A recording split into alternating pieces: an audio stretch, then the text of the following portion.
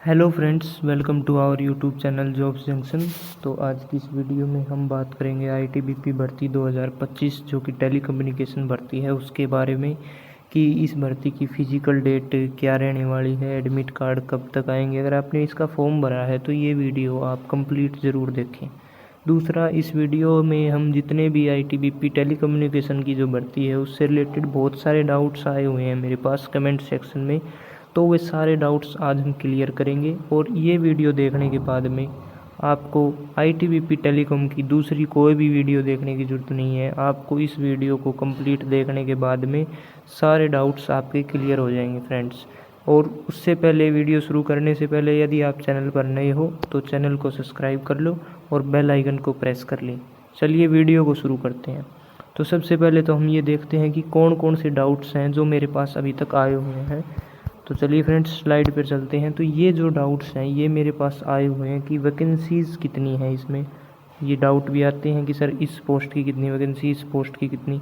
Previous year cut off के लिए बहुत से बच्चों ने पूछा है क्वेश्चन कि क्या प्रीवियस ईयर कट ऑफ रहने वाली है। फिजिकल के लिए भी, क्योंकि सबसे पहले आपका फिजिकल ही होना है तो वो आपका जानना बहुत ज़रूरी है कि कितनी मिनट में रेस है, क्या कुछ है, ताकि आप तैयार रहें। रिटर्न का सिलेबस क्या होता है कि भाई क्या आएगा पेपर में, क्या नहीं आएगा। एग्ज़ाम के लेवल के बारे में बात करेंगे, प्रीवियस ईयर जो एग्ज़ाम हुआ था, सेफ स्कोर इस बार क्या रहने वाला है।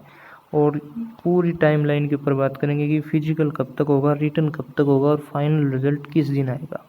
तो ये सारे डाउट्स आज की इस वीडियो में मैं क्लियर करने वाला हूँ। तो चलिए वीडियो को शुरू करते हैं। इसके अलावा भी यदि आपका कोई डाउट हो तो आप कमेंट सेक्शन में डाउट पूछ सकते हो, उसका रिप्लाई आपको वहाँ मिल जाएगा। तो चलिए वीडियो को शुरू करते हैं। सबसे पहले वैकेंसीज़ के ऊपर बात करते हैं। तो फ्रेंड्स, जैसा कि आप यहाँ देख सकते हैं, कुछ ही दिन पहले आईटीबीपी ने एक नोटिस निकाला और उसमें बहुत सी वैकेंसीज़ इंक्रीज़ कर दी गई। मतलब कई पोस्टों की वैकेंसी इंक्रीज़ कर दी गई। उसमें सब इंस्पेक्टर टेलीकम्युनिकेशन और हेड कांस्टेबल टेलीकम्युनिकेशन की भी इंक्रीज़ हो गई। तो भाई पहले आपकी सब इंस्पेक्टर के लिए इतनी वैकेंसी हो गई है, अब आप देख सकते हो। ये जो वैकेंसीज़ हैं ये सब इंस्पेक्टर की हैं, लगभग 95 वैकेंसीज़ हैं, ये सब इंस्पेक्टर की हैं। और यहाँ पर आप देख सकते हो कि हेड कांस्टेबल टेलीकम्युनिकेशन की 500 प्लस वैकेंसीज़ हो गई हैं भाई। तो ये भी एक बहुत बढ़िया बात है कि 500 प्लस वैकेंसी आपकी हो गई। पहले बहुत कम थी, 400 कुछ थी, अब ये 500 प्लस जा चुकी हैं। तो ये भी एक बहुत ही अच्छी अपडेट है आपके लिए, इससे आपके सिलेक्शन के चांस ही बढ़ते हैं। चलिए अब दूसरे डाउट की तरफ चलते हैं कि प्रीवियस ईयर कट ऑफ क्या रही थी।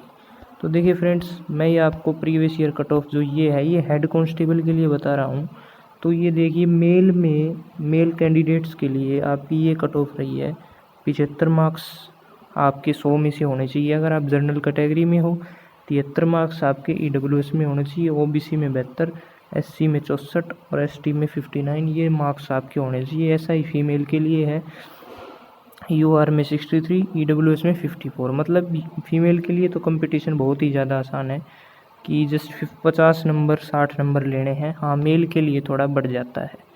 इसके बाद में बात करते हैं अगले डाउट की। तो फ्रेंड्स, अगला डाउट आपका है कि फ़िज़िकल में क्या कुछ होता है, क्या नहीं होता। तो देखिए फ़िज़िकल का मैं बता दूं आपको। सबसे पहले तो आपका ये हाइट, चेस्ट और वेट होना है, पीईटी बोलते हैं जिसे, वो होना है। बहुत से बच्चे इस चीज़ को नज़रअंदाज कर देते हैं और वो फिज़िकल देने से पहले चेस्ट में ही आउट हो जाते हैं। उनकी चेस्ट 80 से 85 सेंटीमीटर नहीं होती है भाई।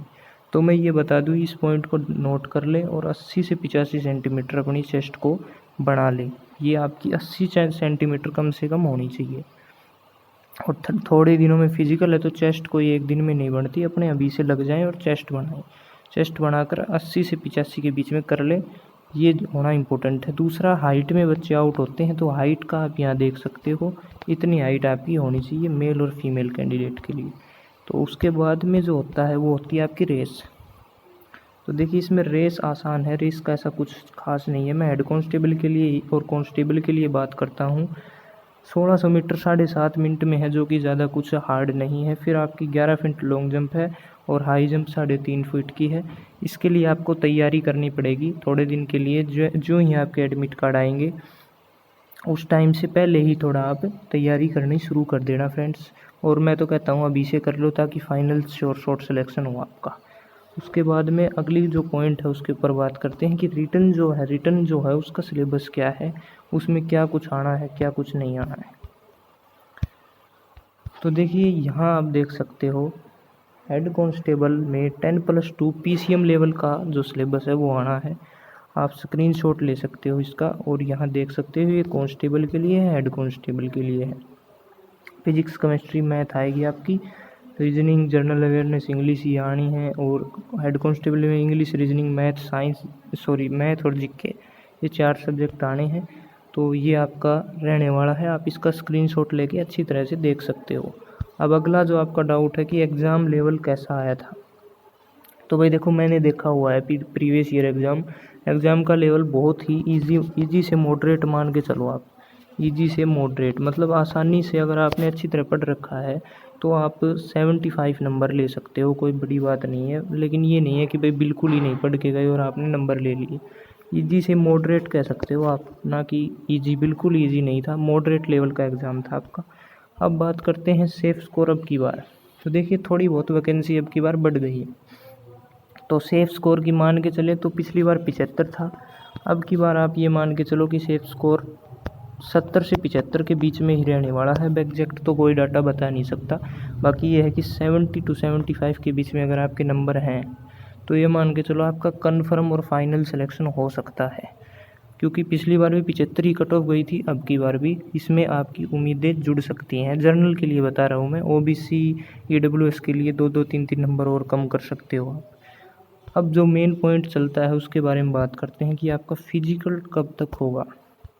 तो देखिए फ्रेंड्स, अभी तक इसका फिजिकल ही नहीं हुआ है और ना इसका रिटर्न हुआ है, कुछ भी नहीं हुआ है। तो भाई पूरी टाइमलाइन के ऊपर बात करते हैं। तो जो आपका फिजिकल है, जहाँ तक अपडेट्स आ रही है मेरे पास, तो आपका फिजिकल जो है वो नवंबर के लास्ट में या फिर दिसंबर के फर्स्ट में ये बताई जा रही है कि यहाँ तक आपका फिजिकल कंडक्ट करवाया जाएगा। नवंबर के लास्ट में या दिसंबर के फर्स्ट वीक में आपका फिजिकल होना है। ये मेरे पास अपडेट आती रहती हैं, ये अपडेट अभी फ़िलहाल आ रही है मेरे पास।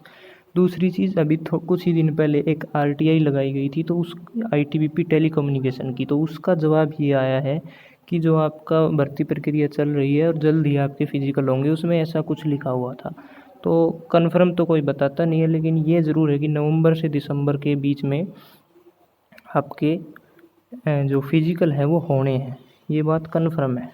दूसरी चीज़ फ्रेंड्स, आपका जो एग्ज़ाम है वो ये मान के चलो आपके फिजिकल से 2 मंथ के बाद में कम से कम होगा। तो फरवरी तक आपका एग्ज़ाम होगा, ये मान के चलो आप। या फिर अगर ITBP सभी एग्ज़ाम्स के साथ आपका एग्ज़ाम कंडक्ट करवाना चाहती है तो हो सकता है थोड़ी जल्दी जनवरी में भी हो जाए आपका, लेकिन फरवरी तक आप आपका एग्ज़ाम मान के चलो।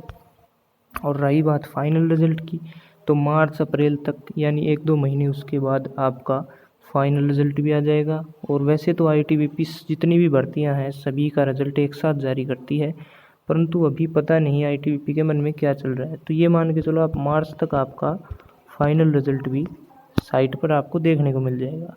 तो ये थी आज की पूरी वीडियो फ्रेंड्स। अगर आपको अच्छी लगी हो वीडियो तो भाई चैनल को सब्सक्राइब करें और बेल आइकन को प्रेस कर लें। ऐसी ही जानकारी के लिए हमारे YouTube चैनल को सब्सक्राइब कर लें। Thanks for watching.